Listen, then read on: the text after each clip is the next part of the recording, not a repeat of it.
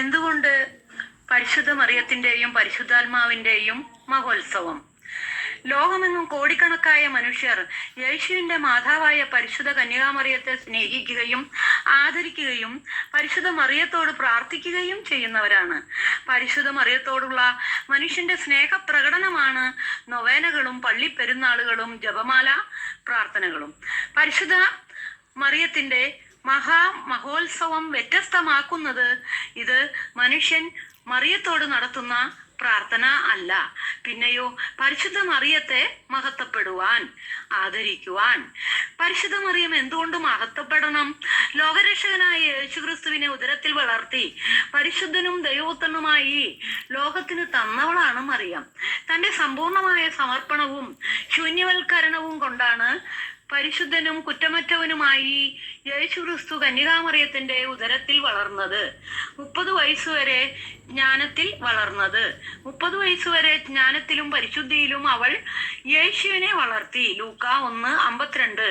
ലോകത്തിന്റെ രക്ഷയ്ക്ക് വേണ്ടി കുരിശിൽ മരിക്കുവാൻ തന്റെ പുത്രനെ വിട്ടുതരാൻ പരിശുദ്ധ മറിയം ലോകത്തെ അത്രമാത്രം സ്നേഹിച്ചു. ദൈവത്തിനും മനുഷ്യർക്കും ഇടയിൽ അവൾ മധ്യസ്ഥയായി നിന്നതുകൊണ്ടാണ് യേശുവിനെ ലോകത്തിന് ലഭിച്ചത്. കുരിശിൽ മരിക്കാൻ വേണ്ടി യേശുവിനെ ശക്തിപ്പെടുത്താൻ പരിശുദ്ധ മറിയത്തിന്റെ സ്നേഹവും സാന്നിധ്യവും ഒരു അവിഭാജ്യ ഘടകമായിരുന്നു. യേശു ശരീരത്തിൽ സഹിച്ചപ്പോൾ പരിശുദ്ധ മറിയം ഹൃദയത്തിൽ സഹിച്ചു. അവളുടെ ഹൃദയത്തിലൂടെ കടന്നുപോയത് വാളാണ്. ലൂക്കാ 2:35. അവൾക്ക് സഹരക്ഷക എന്ന സ്ഥാനം കൊടുക്കുന്നില്ലെങ്കിൽ പിന്നെ രക്ഷാകര പദ്ധതിയിൽ അവളുടെ പങ്ക് എന്ത്?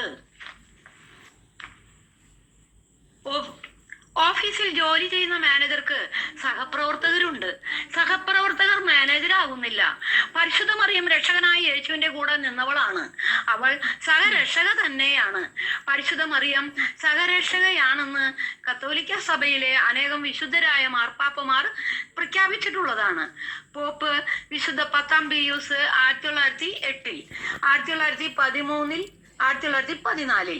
പോപ്പ് ബെനഡിക്റ്റ് നവംബർ 8 മധ്യസ്ഥയായ പരിശുദ്ധ മറിയത്തിന്റെ തിരുനാളായി 1921 പ്രഖ്യാപിച്ചു. പോപ്പ് പിയൂസ് 1933, 1934, 1935 വർഷങ്ങളിൽ. പോപ്പ് വിശുദ്ധ ജോൺ പോൾ സെക്കൻഡ് 1982, 1984, 1985, 1991 വർഷങ്ങളിൽ. ഇവരെല്ലാം മേൽപ്പറഞ്ഞ ഓരോ വർഷങ്ങളിലും പരിശുദ്ധ മറിയം സഹരക്ഷകയും മാധ്യസ്ഥയുമാണെന്ന് പ്രഖ്യാപിച്ചവരാണ്. പരിശുദ്ധ മറിയം സഹരക്ഷകയല്ല, മാധ്യസ്ഥയല്ല എന്നുള്ള വത്തിക്കാന്റെ വിളംബരത്തിന് ശേഷം യൂറോപ്യൻ രാജ്യങ്ങളിൽ പല ദേവാലയങ്ങളിലും മാതാവിനോടുള്ള പ്രാർത്ഥനകൾ ഉപേക്ഷിച്ചിരിക്കുന്നു. കത്തോലിക്ക വിശ്വാസത്തിന്റെ കോട്ടയായ ഇറ്റലിയിലെ പള്ളികളിൽ വിശുദ്ധ കുർബാന കഴിയുമ്പോൾ പുരോഹിതർ നന്മ നിറഞ്ഞ മറിയമേ എന്ന പ്രാർത്ഥന ചൊല്ലിയിട്ടാണ് ആൾത്താരോട് വിട പറഞ്ഞിരുന്നത്. എന്നാൽ ഇപ്പോൾ മാതാവിനോടുള്ള പ്രാർത്ഥന ഒരു പള്ളിയിലും ഇല്ല എന്ന് തദ്ദേശവാസികൾ റിപ്പോർട്ട് ചെയ്യുന്നു. ഈ സ്ഥിതി ഇന്ന് അനേകം രാജ്യങ്ങളിലും സംഭവിച്ചുകൊണ്ടിരിക്കുന്നു. പരിശുദ്ധ മറിയത്തെ സഭയിൽ നിന്ന് തന്നെ നിഷ്കാസനം ചെയ്യുവാനുള്ള പിശാചിന്റെ പദ്ധതിയുടെ ഭാഗമാണതെന്ന് തിരിച്ചറിഞ്ഞ് വിശ്വാസികൾ ജാഗ്രത പാലിക്കുന്നില്ലെങ്കിൽ വരും തലമുറയിൽ മാതാവ് കത്തോലിക്കർക്കും മുട്ടത്തോട് മാത്രമായിരിക്കും. അത് സഭയുടെ വലിയ തകർച്ചയ്ക്ക് കാരണമാകുമെന്ന് അറിഞ്ഞിരിക്കുക. സകല ശത്രുക്കളെയും പാദപീഠമാക്കുന്നവൾ. കർത്താവ് എന്റെ കർത്താവിനോട് അരുൾ ചെയ്തു, ഞാൻ നിന്റെ ശത്രുക്കളെ നിന്റെ പാദപീഠമാക്കുവോളം നീ എന്റെ വലതുഭാഗത്തിരിക്കുക. സങ്കീർത്തനം 110:1. മത്തായി 22:44. യേശുക്രിസ്തു മനുഷ്യനായി അവതരിച്ച് കുരിശിൽ മരിച്ച് പിശാചിനെയും അവന്റെ ആധിപത്യത്തെയും തകർത്ത് നരകത്തിൽ ഇറങ്ങി. തടവുകാരായിരുന്ന ആത്മാക്കളോട് സുവിശേഷം പ്രസംഗിച്ച് 1 പത്രോസ് 3:19. മരിച്ചവരുടെ ഇടയിൽ നിന്ന് ഉയർത്തെഴുന്നേറ്റ് സ്വർഗത്തിലേക്ക് എഴുന്നള്ളി പിതാവായ ദൈവത്തിന്റെ വലത്തുഭാഗത്ത് ഉപവിഷ്ടനായിരിക്കുന്നു. മാർക്കോസ് 16:19. യേശുവിനോട് പിതാവായ ദൈവം പറയുന്നു, ഞാൻ നിന്റെ ശത്രുക്കളെ നിനക്ക് പാദപീഠമാക്കുവോളം നീ എന്റെ വലത്തുഭാഗത്തിരിക്കുക. യേശുവിന്റെ ശത്രുക്കൾ നശിപ്പിക്കപ്പെട്ടിട്ടില്ല, തകർക്കപ്പെട്ടിട്ടേ ഉള്ളൂ. എല്ലാ ശത്രുക്കളും യേശുവിന്റെ പാദത്തിൽ കീഴിലാക്കണം. യേശു ഇനി ലോകത്തിലേക്ക് വരുന്നത് രണ്ടാം വരവ് ശത്രുക്കളെ പാദപീഠമാക്കുവാനല്ല, വിധി നടപ്പിലാക്കുവാനാണ്. അപ്പോൾ സകല ശത്രുക്കളെയും അതിനു മുൻപ് കീഴ്പ്പെടുത്തണം. അതിന് മറ്റൊരാൾ വേണം. അത് പരിശുദ്ധ കന്യാമറിയമാണ്. ഹവ്വായെ വഞ്ചിച്ച സർപ്പം എന്ന സാത്താനോട് കർത്താവായ ദൈവം പറഞ്ഞു, നീയും സ്ത്രീയും തമ്മിൽ ഞാൻ ശത്രുത ഉളവാക്കും, അവൾ നിന്റെ തല തകർക്കും. ഉൽപ്പത്തി 3:15. സാത്താന്റെ തല എന്ന അവന്റെ സാമ്രാജ്യം തകർക്കാൻ അയക്കപ്പെട്ട സ്ത്രീ പരിശുദ്ധ കന്യകാമറിയമാണ്. അവൾ എല്ലാ ശത്രുക്കളെയും യേശുവിന് പാദപീഠമാക്കും. അതിനുശേഷമേ യേശുവിന്റെ രണ്ടാം വരവ് സംഭവിക്കുകയുള്ളൂ. സകല ശത്രുക്കളെയും പാദപീഠമാക്കുന്നത് പരിശുദ്ധ മറിയം അധികാരത്തോടും ശക്തിയോടും കൂടി ശത്രുവിനെതിരെ പോരാടുമ്പോഴാണ്. ആ പോരാട്ടത്തിന്റെ ഭാഗമാണ് നഷ്ടപ്പെട്ട ആത്മാക്കൾ വീണ്ടെടുക്കപ്പെടുന്നു എന്നുള്ളത്. സാത്താൻ ചതിവിലൂടെ പാപം ചെയ്യിച്ച് കൊള്ളയടിച്ചു കൊണ്ടുപോയി അശുദ്ധാത്മാക്കളാക്കി മാറ്റിയ മനുഷ്യാത്മാക്കളെ പരിശുദ്ധ മറിയത്തിലൂടെ കർത്താവായ ദൈവം വീണ്ടെടുത്തുകൊണ്ടിരിക്കുന്നു. 1989 മുതൽ പരിശുദ്ധാത്മാവും പരിശുദ്ധ മറിയവും കർത്താവിന്റെ ദാസൻ അശുദ്ധാത്മാക്കളെയും പിശാചുക്കളെയും വേർതിരിച്ചറിയാനും അശുദ്ധാത്മാക്കൾ മനുഷ്യരുടെ ആത്മാക്കളാണെന്നും അവർക്ക് രക്ഷയുണ്ടെന്നും പഠിപ്പിച്ച് മരിച്ചവരുടെ ആത്മാക്കളോടും സുവിശേഷം പ്രസംഗിച്ച് അവരെ വീണ്ടെടുക്കാൻ 1997 കർത്താവ് കൽപ്പിക്കുകയും അത് അനുസരിച്ച് ഇന്നും നിറവേറ്റിക്കൊണ്ടിരിക്കുകയും ചെയ്യുന്നു.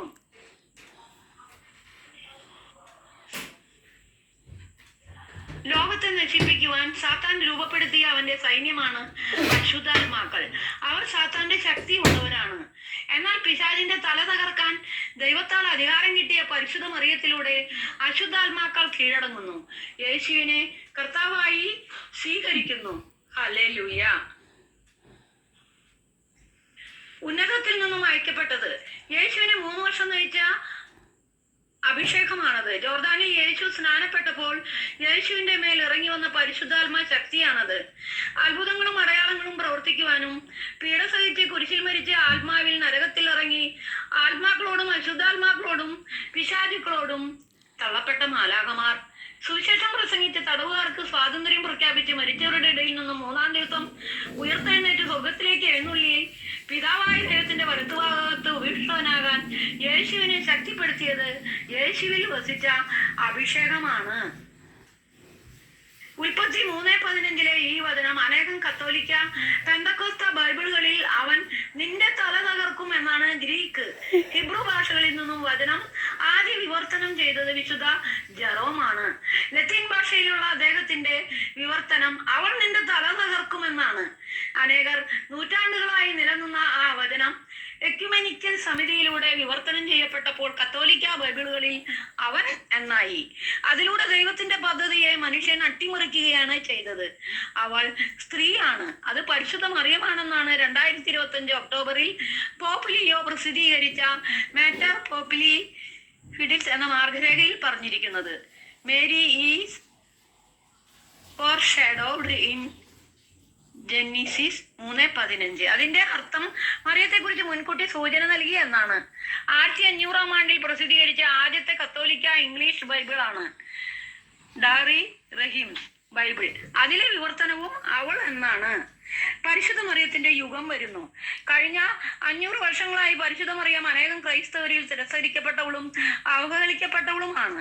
പരിശുദ്ധ മറിയം ആര് എന്നുള്ള ശരിയായ അറിവ് അനേകർക്ക് ഇല്ലാതെ പോയത് കൊണ്ടാണ് അവൾ മുട്ടത്തോട് എന്ന് ആക്ഷേപിക്കപ്പെട്ടത്. എന്നാൽ ഇനി വരാൻ പോകുന്ന നാളുകൾ പരിശുദ്ധ മറിയത്തിന്റെ മഹത്വത്തിന്റെ ദിനങ്ങളാണ്. പരിശുദ്ധ മറിയത്തിന്റെ യുഗപ്പിറവിയിലാണ് നാം എത്തി നിൽക്കുന്നത്. 2026 മഹോത്സവം അതിനുള്ള ഒരുക്കമാണ്. പോർട്ട് ഗലീലയിലെ ഫാത്തിമയിൽ 1917 പ്രത്യക്ഷപ്പെട്ട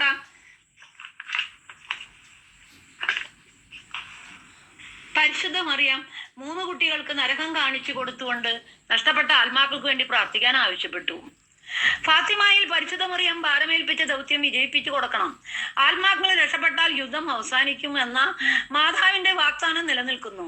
പിശാചിന്റെ ക്രൂര ഭരണത്തിൽ നിന്ന് ലോകത്തെ രക്ഷിക്കുവാൻ പരിശുദ്ധ കന്യകാമറിയത്തിന്റെ ഭരണം ഈ ഭൂമിയിൽ അതിവേഗത്തിൽ ഉണ്ടായേ തീരൂ.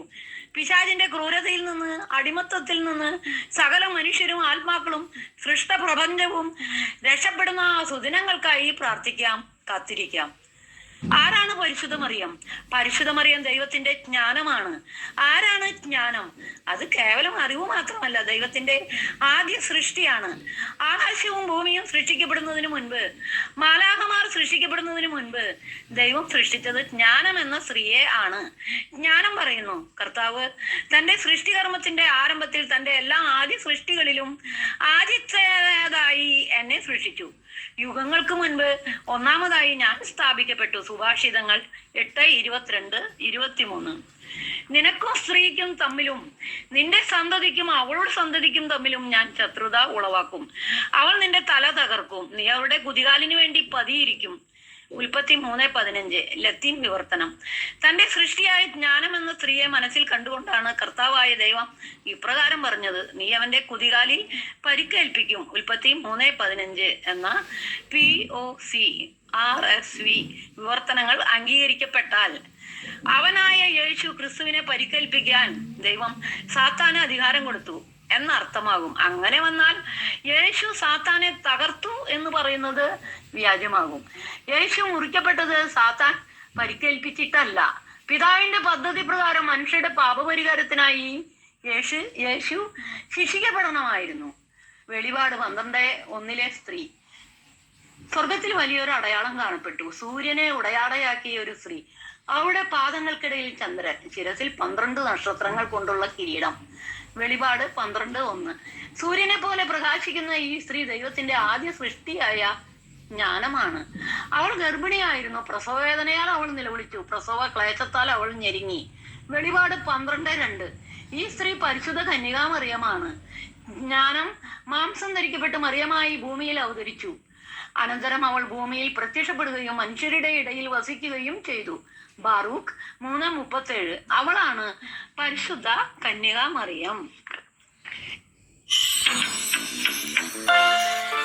സത്യം സത്യമായി ഞാൻ നിങ്ങളോട് പറയുന്നു, നിങ്ങൾ എൻ്റെ നാമത്തിൽ പിതാവിനോട് ചോദിക്കുന്നത് എന്തും അവിടുന്ന് നിങ്ങൾക്ക് നൽകും.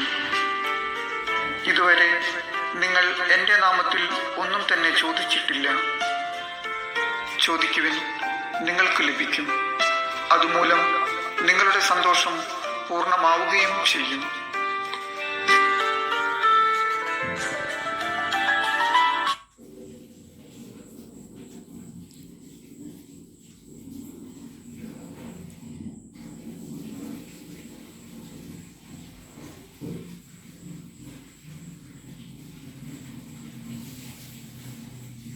എന്താണ് പ്രാഞ്ചി ജയവും തോൽവിയും? ആപേക്ഷികമാണത്. ജയിച്ചെന്ന് നമ്മൾ കരുതുന്നവർ യഥാർത്ഥത്തിൽ ജയിച്ചവരാണോ? നേടിയെന്ന് നമ്മൾ കരുതുന്നവർ സത്യത്തിൽ എന്താണ് നേടിയത്? നഷ്ടപ്പെട്ടു എന്ന് കരുതുന്നത് നിന്നിലേക്ക് തിരിച്ചു വരില്ല എന്ന് നീ കരുതുന്നുണ്ടോ? ഒന്ന് കണ്ണടച്ചാൽ ഞാൻ നിനക്ക് 3 ദൃശ്യങ്ങൾ കാട്ടിത്തരാം. വിവാഹത്തിലൂടെ പ്രണയത്തിന്റെ ഗിരിനിര കീഴടക്കി എന്ന് നീ വിശ്വസിക്കുന്ന ജോസും ഓമനയും. ഞാൻ വിളിക്കാം. I too love you. Jose വന്നു തോന്നുന്നു. Good night. ബൈ. ഞാൻ വീട്ടിലെത്തി. നാളെ വിളിക്കാം. I too miss you. Love you. Good night. I'm home. Welcome home. നിന്റെ പണം അപഹരിച്ച അജയ് നമ്പ്യാർ. നമ്പ്യാർ എവിടെയുണ്ടെന്ന് നോക്ക്.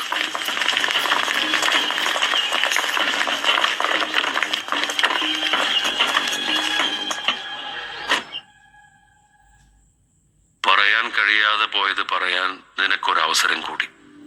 ഓ, താങ്ക് യു സോ മച്ച്. അതെ, ഇന്നലെ എല്ലാം കഴിഞ്ഞു.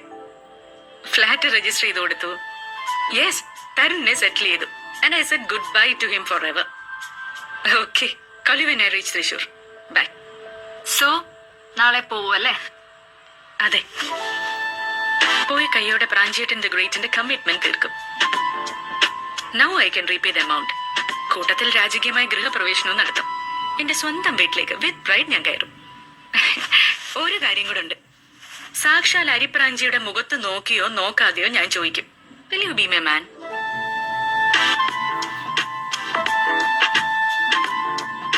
മാപ്പിള എസ് എന്നാ പറഞ്ഞ ഞാൻ പ്രാഞ്ചിയേട്ടന്റെ കൂടെ ജീവിച്ച് തീർക്കും എന്റെ ലൈഫ്.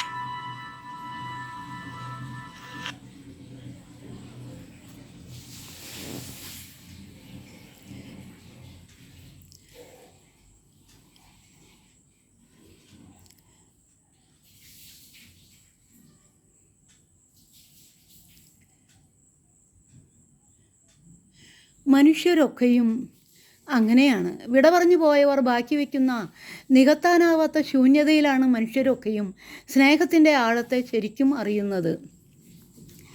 പ്രിയപ്പെട്ടവരൊക്കെ ഒപ്പമുള്ള നേരത്ത് നമ്മുടെ ധാരണ അവരൊക്കെ എന്നും അതുപോലെ ഒപ്പം കാണുമെന്നാണ്.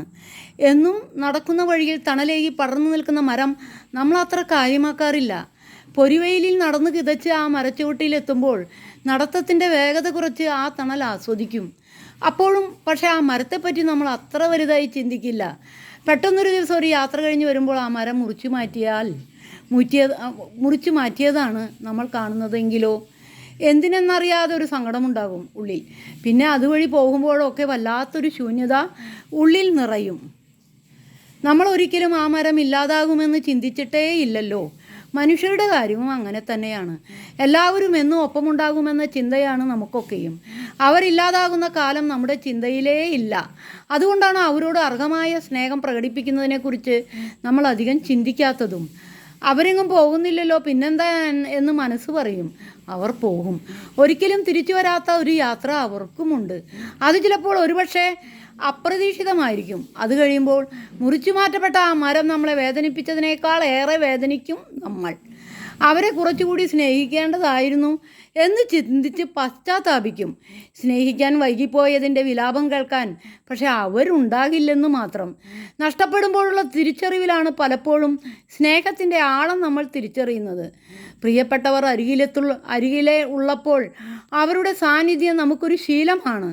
അതുകൊണ്ടാണ് അതിനെ വിലവയ്ക്കാൻ മടിക്കുന്നത്. ആ ശീലം തെറ്റുമ്പോൾ അവരെ തിരഞ്ഞ് തുടങ്ങും. അന്ന് ഇനിയൊരിക്കലും അവരെ കണ്ടുകിട്ടില്ലെന്ന് തിരിച്ചറിവ് ഒരു മുള്ളുപോലെ ഹൃദയത്തിൽ തറയ്ക്കും. സമയവും സാഹചര്യവും അതിവരുവോളം ഉണ്ടായിട്ടും അവർക്ക് നൽകാതെ മാറ്റിവെച്ച ക്ലാവ് പിടിച്ച സ്നേഹം ജീവിതകാലം മുഴുവൻ നമ്മളെ വേട്ടയാടും. പ്രിയപ്പെട്ടവരെ പറ്റി ഓർക്കുമ്പോൾ കുറച്ചുകൂടി സ്നേഹിക്കാമായിരുന്നു എന്ന കുറ്റബോധത്തിൻ്റെ ചിന്ത നമ്മളിൽ നിറയാതിരിക്കട്ടെ. കടപ്പാട്, ജയേഷ് മൈനാഗപ്പള്ളി. എല്ലാവർക്കും മദേഴ്സ് ഡേയുടെ ആശംസകൾ പ്രാർത്ഥിച്ചുകൊണ്ട് നന്മ വരട്ടെ എല്ലാവർക്കും. Good night.